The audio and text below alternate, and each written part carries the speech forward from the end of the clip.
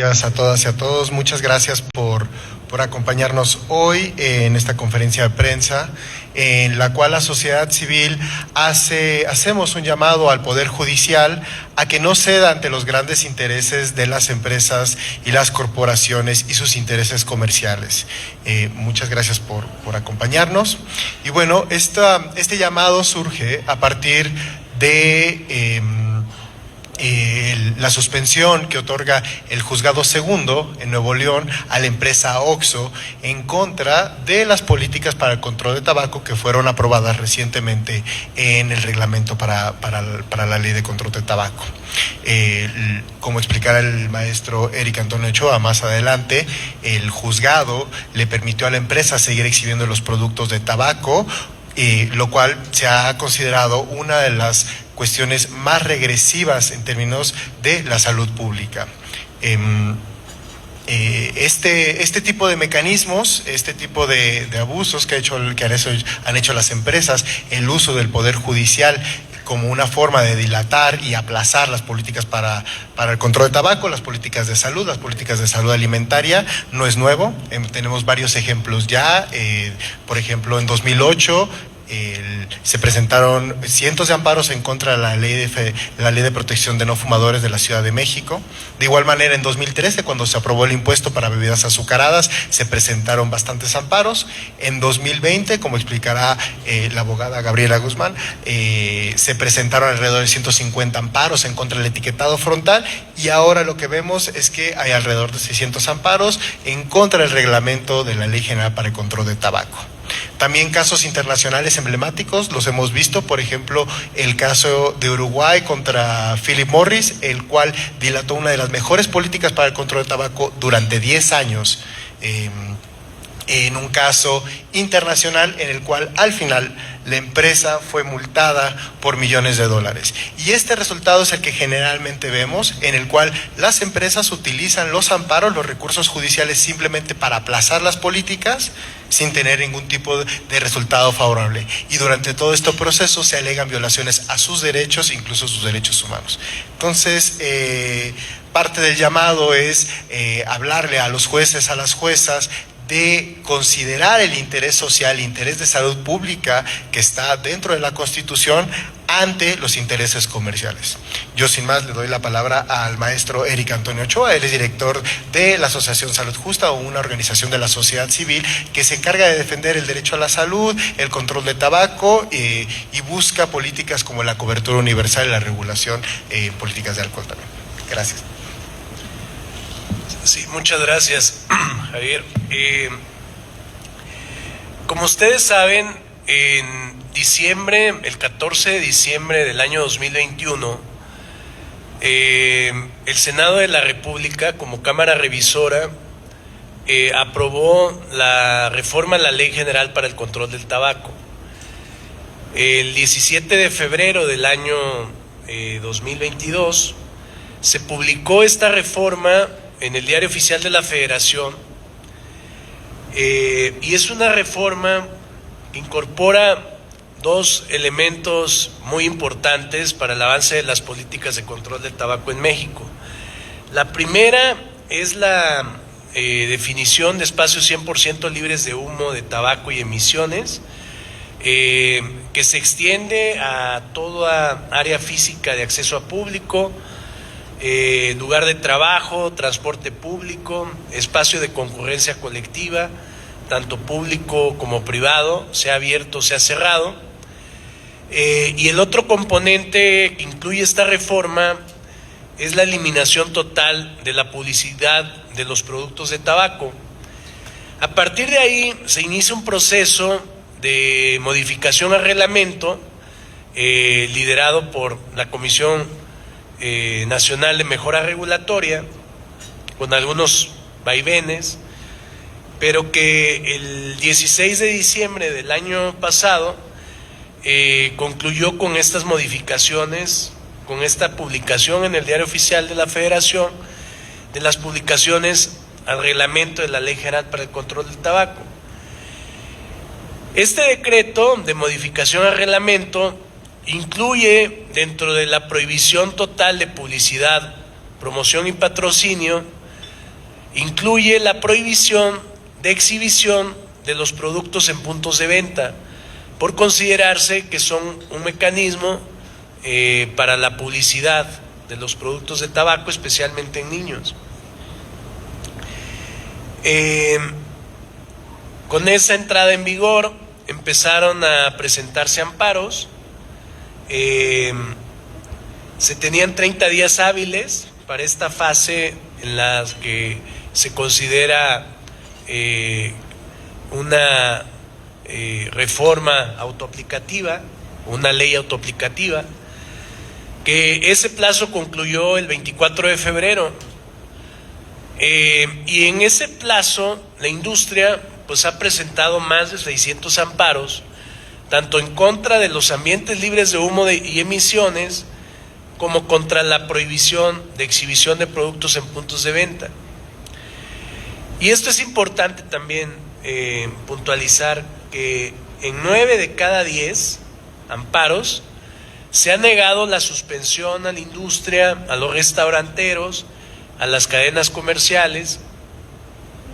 En todos los casos en los que se ha otorgado una suspensión, el gobierno federal también ha presentado recursos, ¿no? Y en muchos de los casos también se ha logrado revertir esa suspensión definitiva o provisional. Sin embargo, pues el caso que nos preocupa mucho, porque ahí fue el otorgamiento de una suspensión definitiva para la cadena OXXO, y con la cual OXXO, inmediatamente que obtuvo esa suspensión definitiva, regresó a la exhibición de productos en puntos de venta. Y si quieren más tarde les platico cómo es que no todos los OXXOs debieron haberse protegido por esa suspensión, porque varios de los OXXOs funcionan como comisionistas, no son franquicia, pero son comisionistas. Entonces el beneficio no debió haber sido para todos, y eso también la autoridad lo tendría que revisar. Pero la jueza Claudia Elena Hurtado de Mendoza Godínez, que es la titular del Juzgado Segundo de Distrito en materia administrativa en el estado de Nuevo León, fue quien otorgó la suspensión definitiva a un OXXO, basando su argumentación sobre la contradicción de que se otorga la suspensión definitiva porque no se vulnera el orden social ni se afecta el interés colectivo. Para justificar de que no hay vulneración al orden social ni afectación al interés colectivo, la jueza incluso hace revisión de algunas iniciativas que se presentaron en el año 2013. Una de ellas, que de hecho esa diputada presentó 2 veces la misma iniciativa, que fue la diputada Consuelo Argüelles, del grupo parlamentario del PAN. Esa fue una iniciativa que presentó en 2013. En esa iniciativa lo que se pretendía era modificar el artículo 16, fracción 6, para eliminar la prohibición de la comercialización de productos similares a tabaco, que es el artículo que sirvió durante mucho tiempo para mantener la prohibición de la comercialización de cigarros electrónicos y productos de tabaco calentado. Cuando estoy hablando de que se hizo esta modificación de la reforma a la ley general, este artículo ni siquiera se tocó. O sea, este artículo ni siquiera es materia para poder justificar con otras iniciativas, que además en este caso fueron desechadas por la comisión, pues para tratar de justificar que había razón para considerar que no se vulneraba ni el orden social ni se afectaba el interés colectivo. Y esto me llama mucho la atención porque, siendo de materias distintas, esta era una iniciativa para abrir el mercado a la comercialización de cigarros electrónicos, aún así se utiliza como argumento por parte de la jueza para decir, o sea, que no haya afectación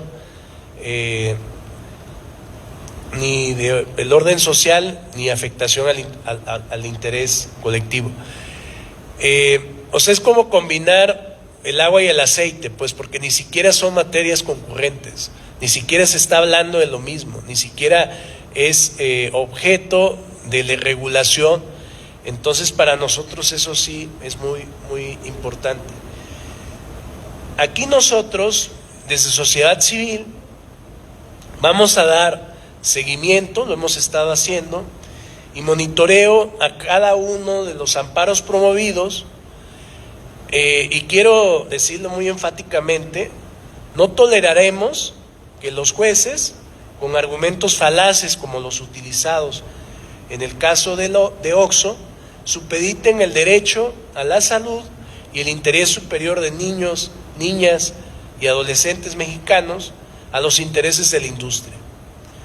Nosotros hacemos un llamado en una de esas, y la jueza ni siquiera se dio cuenta de qué implicaciones tenía esta suspensión definitiva, pero creemos que pues sí es muy importante estar con un seguimiento muy puntual, muy cercano hacia estas resoluciones que van en contra del interés de niñas, niños y adolescentes y de interés de la salud pública. Muchas gracias. Muchas gracias, Eric. Un pequeño comentario justamente a enfatizar, ¿no?, que cuando el Poder Judicial responde a los intereses comerciales y en este caso habla de, como mencionaban, que no se afecta el interés público, recordar que estas medidas para el control de tabaco, para la salud alimentaria, están basadas en evidencia científica, y contravenir esta evidencia es justamente justificar una decisión que afecte el interés colectivo basadas en falacias, en mentiras y en contraposición de la evidencia. Ahora le cedo la palabra a la abogada Gabriela Guzmán. Ella pertenece a El Poder del Consumidor, una organización dedicada a la defensa de los derechos de los y las consumidoras, y quien nos hablará de los juicios de amparo que se presentaron, como mencionábamos, en 2020 en contra del etiquetado frontal de advertencia. Buenos días a todas y a todos. Bueno, como ya les mencionaron, al igual que la industria tabacalera, la industria de los productos ultraprocesados también ha utilizado el juicio de amparo como un instrumento para obstaculizar ya sea la publicación, el desarrollo o la implementación de políticas de salud alimentaria, en este caso el etiquetado de advertencia. Como recordamos, entre 2019 y 2020 fue aprobada y publicada la regulación del etiquetado de advertencia con las reformas a la Ley General de Salud y la modificación a la norma oficial 051. Y desde este momento el etiquetado fue impugnado vía amparo por la industria. La industria intentó que no se publicara la modificación de la norma 051 en febrero de 2020.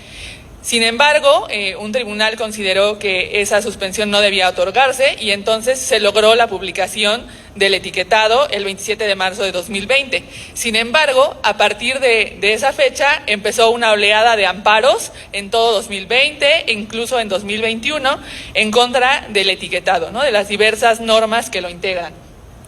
Así, la industria de ultraprocesados realizó una estrategia en la que presentó más de 100 amparos, ahorita precisaré el número, que fueron presentados ya sea de manera individual o en conjunto por empresas productoras de estos ultraprocesados, empacadoras, embotelladoras, así como confederaciones y cámaras empresariales, ya sean nacionales o locales, incluso personas físicas y asociaciones que están ligadas con la industria.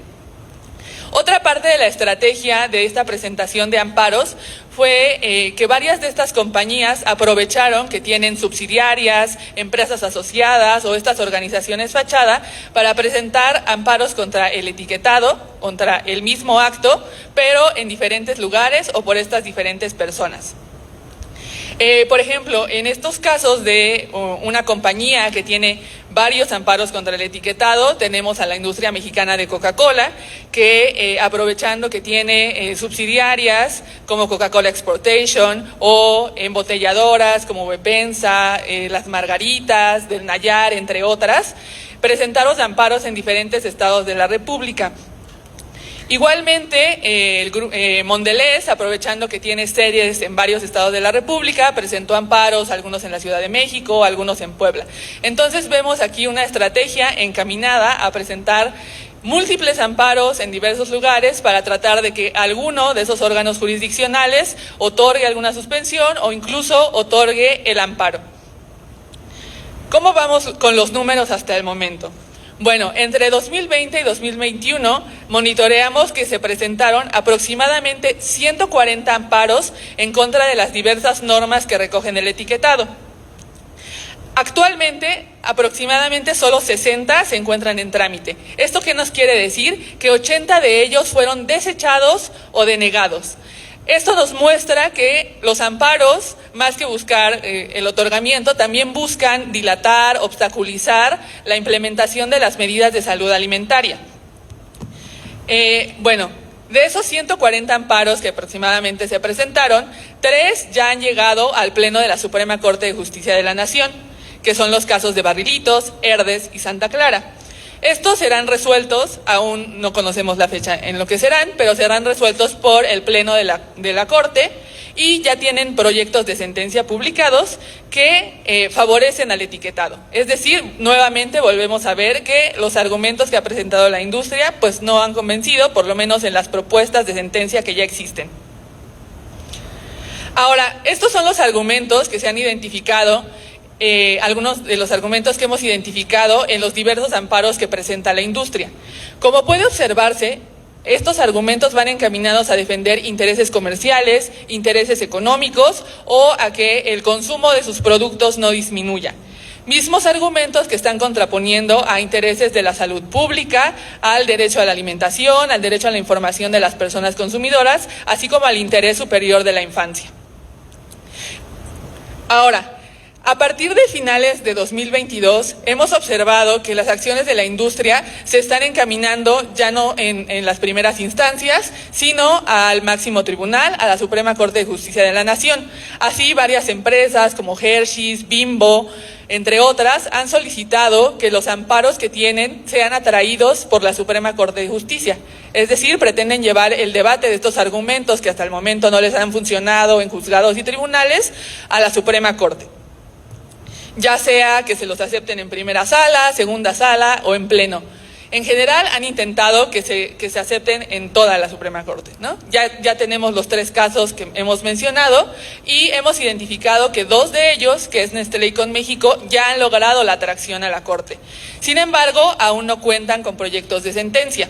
Por lo tanto, es importante estar monitoreando y verificando cuáles serán los proyectos de sentencia. ¿En qué sentido irán los proyectos de sentencia que se emitirán en estos nuevos casos?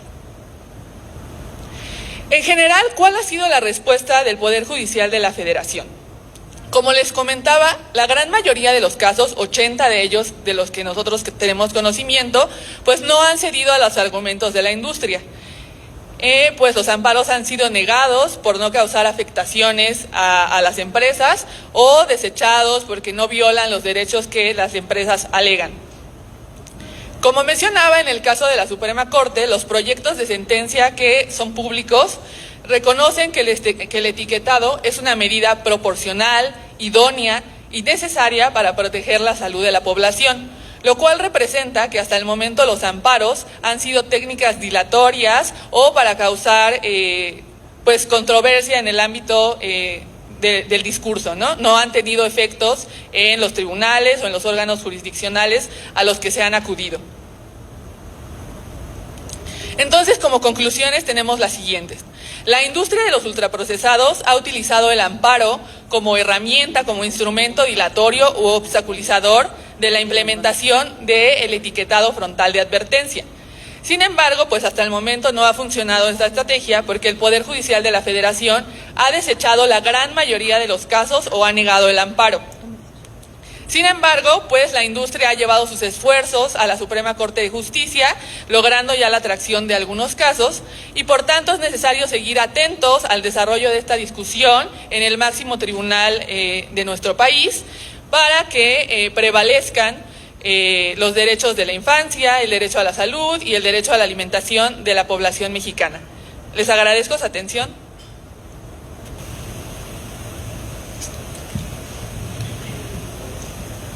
Muchas gracias, Gabriela. Sí, simplemente recalcar este último punto. Con la exposición que nos hacen sobre los amparos, podemos afirmar justamente que se trata de una estrategia en la industria para aplazar las políticas de salud pública.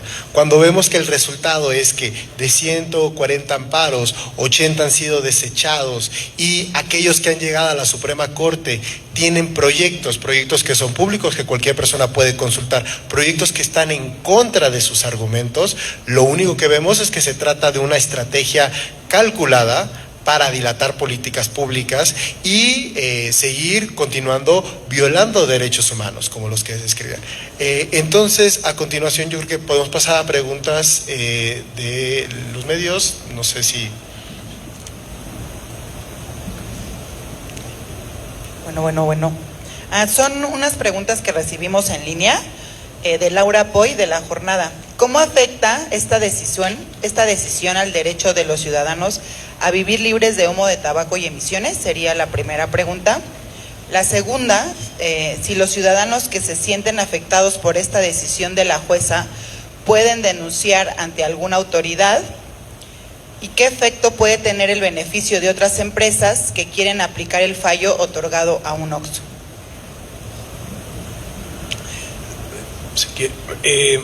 Para comentar, dentro de los amparos tenemos dos universos, ¿no? Hay empresas, hay cámaras industriales que se están amparando en contra, por ejemplo, de las políticas de ambientes libres de humo de tabaco y emisiones, ¿no? O sea, un caso emblemático lo tenemos con Vips de Alsea, ¿no? Que ya presentó un amparo y que quiere que en todos los Vips del país se pueda consumir, ¿no? Y por otro lado tenemos los puntos de venta, amparos que se están promoviendo en contra de la prohibición de exhibición del producto en punto de venta. O sea, el caso más significativo que tenemos ahora, ¿no? Y el que justo motiva esta conferencia de prensa, pues es el del OXXO, ¿no? Entonces,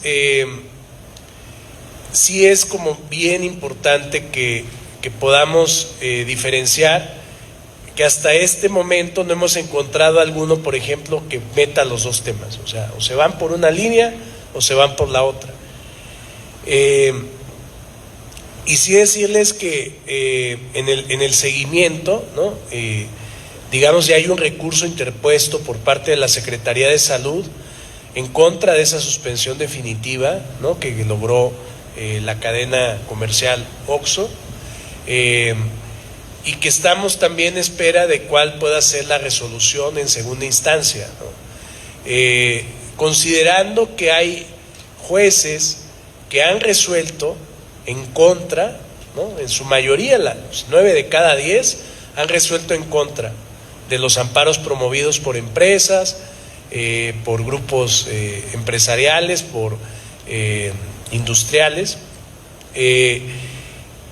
pero aún así, o sea, es muy importante identificar cuáles son los argumentos por los cuales se están negando esa suspensión definitiva provisional.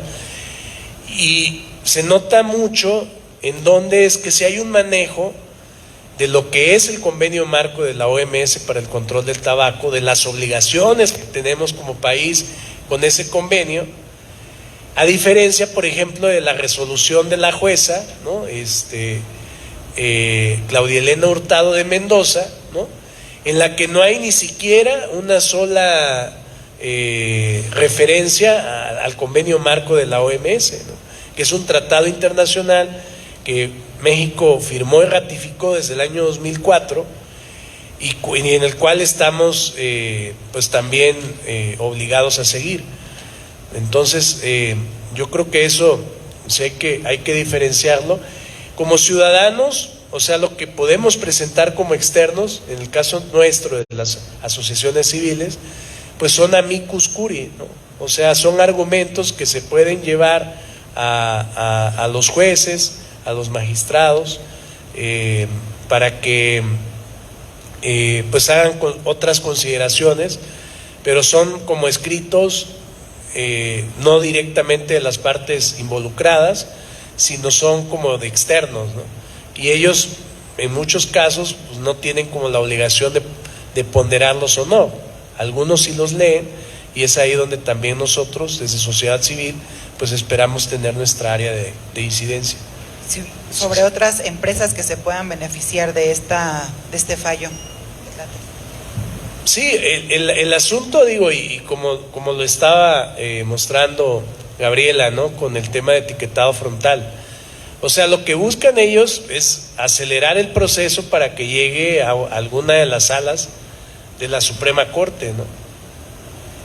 O sea, es ahí donde ellos quieren obtener una resolución que favorezca no solamente pues al quejoso, sino que llegue y forme un precedente para el resto de las empresas, ¿no? Por eso es que también, o sea, nosotros esperamos que en un plazo de 9 meses, 1 año, pues estos juicios también van a seguir, ¿no? Incluso los que han sido rechazados, que son su mayoría, pues ahí ellos tienen la opción de interponer un recurso también de revisión.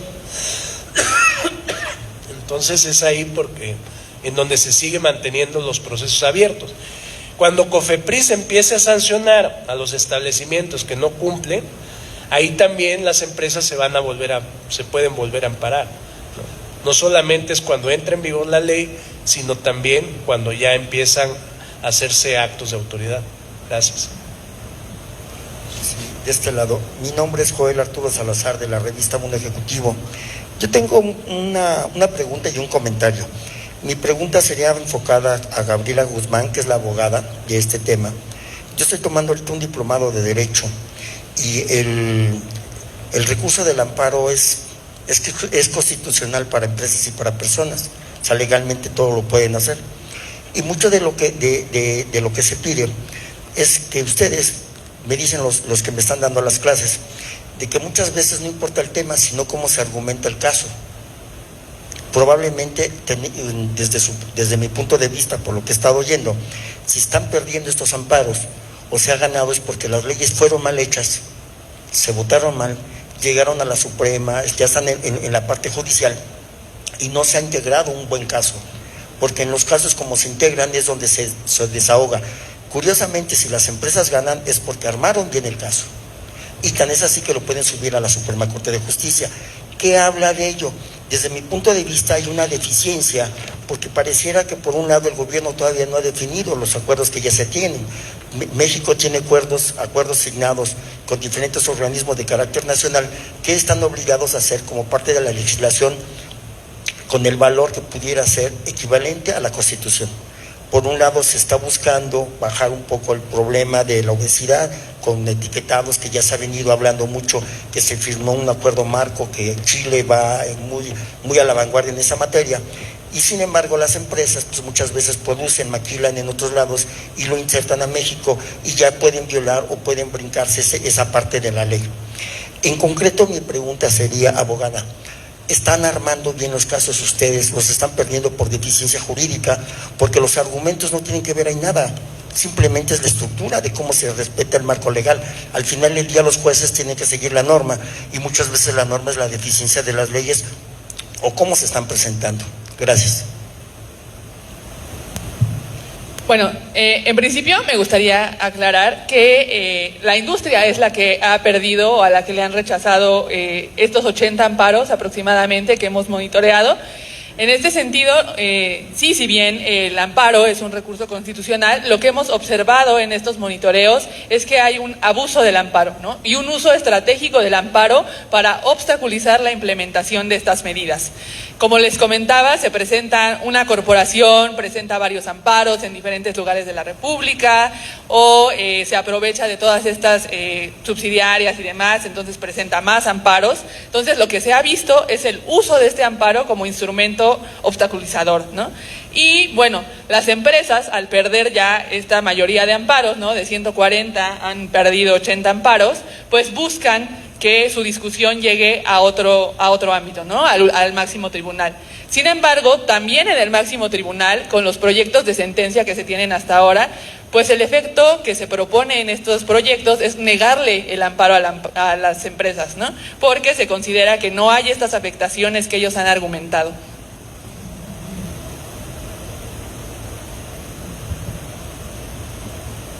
Bueno, una pregunta más de la revista Factor RH. ¿Qué opinión les merece la advertencia que ayer lanzó el Estadio Azteca para el tema de ambientes libres de humo?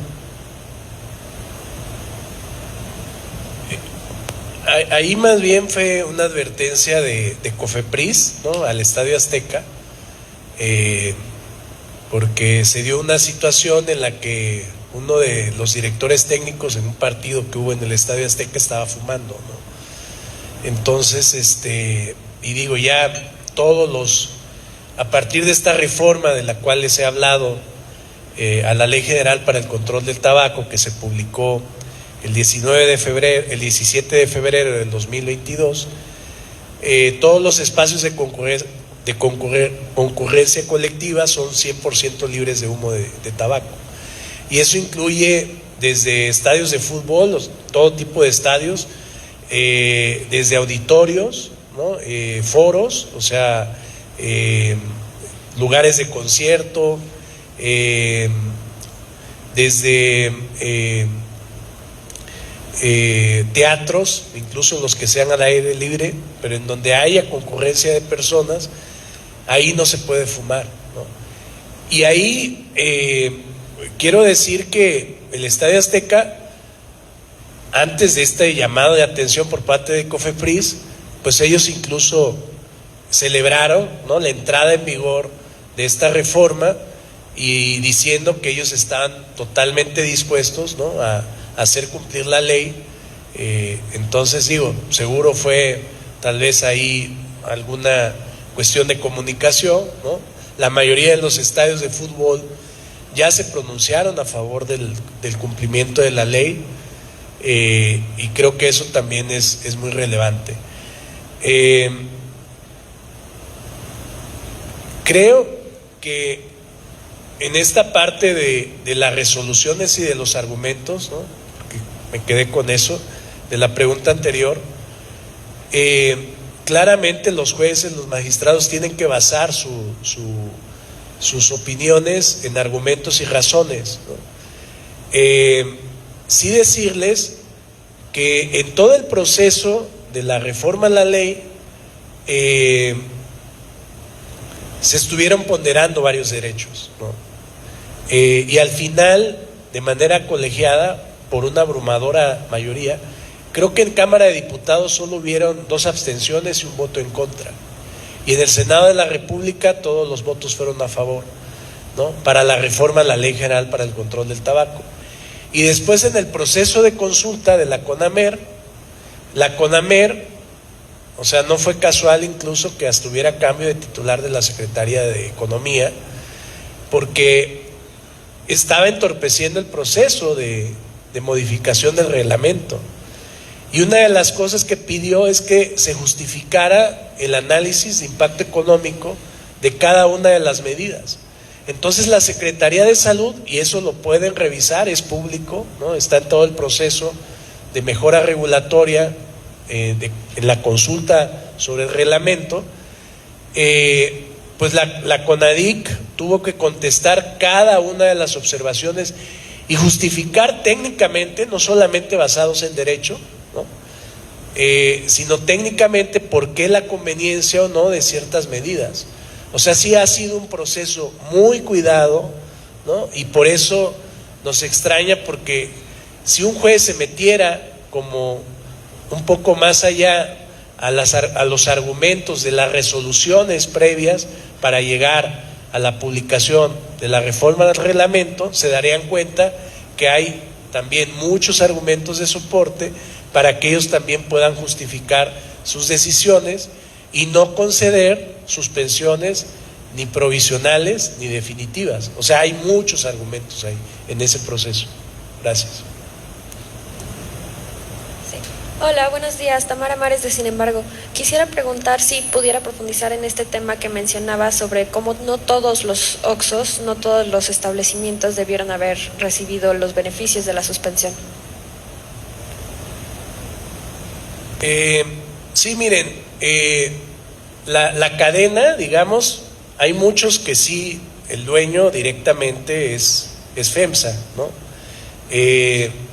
Pero hay otros OXXOs, no sé la verdad en qué proporción, si hay más comisionistas o hay más OXXOs que sean directamente gestionados por propio FEMSA, no podría decir cuántos, pero sí los efectos son diferentes. Y digamos este caso que llegó al segundo, les voy a decir bien, al segundo juzgado de distrito en materia administrativa en el estado de Nuevo León, o sea, fue un solo caso, pero hay otros casos también interpuestos por OXXO. Y en algunos casos, quien se reclama como afectado es una personalidad jurídica diferente, que son comisionistas en realidad, ¿no? O sea, y esos comisionistas, si se les llega a otorgar el amparo, el efecto es solamente sobre esa tienda. O sea, hay una gran oportunidad aquí por parte de COFEPRIS para que se hiciera una revisión de todos los responsables legales de los OXXOs, si son comisionistas o son directamente gestionados por FEMSA, se darían cuenta que no todos tendrían la posibilidad de volver a exhibir el producto en punto de venta. O sea, esto es algo que digo, desde los propios amparos nos damos cuenta, porque muchos son de comisionistas, nos damos cuenta que los efectos podrían ser distintos, pero no da para que todos los OXXOs de todo el país, como ha pasado hasta ahora, vuelvan otra vez a exhibir los productos en puntos de venta. ¿Por qué es tan importante para el OXXO exhibir los productos en puntos de venta? Porque el 80% de los que van a comprar cigarros ya saben cuál es la marca que les gusta, ya saben cuál es la submarca que ellos consumen, pero hay un 20% que no. Esto en adultos, pero en el caso de los menores de edad, la proporción sí, digamos, cambia totalmente. El 80% de los menores de edad no sabe cuál es el producto que sí quieren consumir. Para ellos es de mucho mayor impacto el hecho de ver las cajetillas exhibidas, ¿no? Y por eso es que para los OXXOs, ellos están controvirtiendo esta decisión, porque saben que una buena parte del mercado, aun cuando está prohibido la venta a menores desde el año 1999, desde una reforma que hubo al reglamento de la Ley General de Salud, pues aún así hay una gran falta de cumplimiento por parte de muchos puntos de venta. Entonces, por eso es que ellos están controvirtiendo esto. No les interesan los adultos, lo que les interesan son los niños, los que no saben y necesitan ver para elegir cuál producto es el que quieren consumir.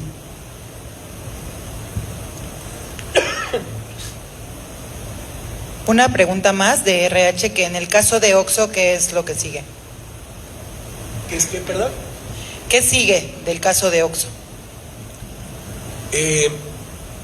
Digo, ahí hay un recurso interpuesto por parte de la Secretaría de Salud. Hay que esperar cómo se resuelve ese recurso de revisión interpuesto por la Secretaría de Salud.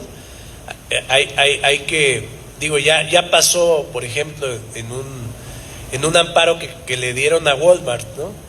Walmart dijo, pues ya me concedieron la suspensión definitiva.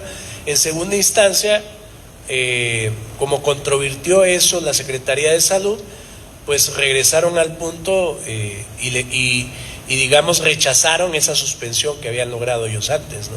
Eso es lo que estamos esperando que pase con OXXO, que en segunda instancia rechacen la suspensión definitiva o provisional.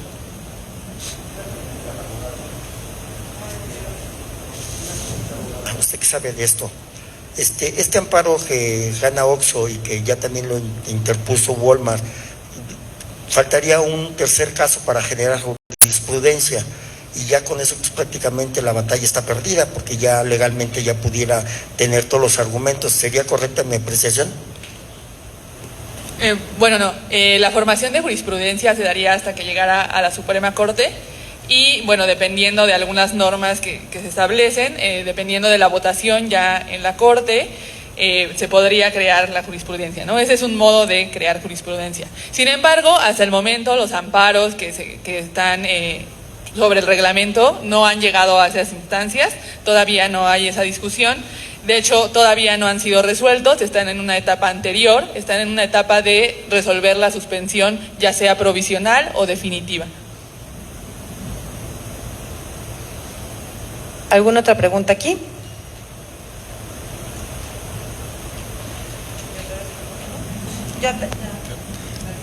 Bueno, simplemente concluir e invitar al Poder Judicial a que, como se menciona, estas políticas, tanto para la salud alimentaria como para el control de tabaco, están basadas en evidencia. Entonces invitamos al Poder Judicial también a revisar la evidencia en salud pública para justificar sus decisiones y que no se tomen medidas que contravienen a la salud de la población, como en el caso que estamos viendo. Muchas gracias.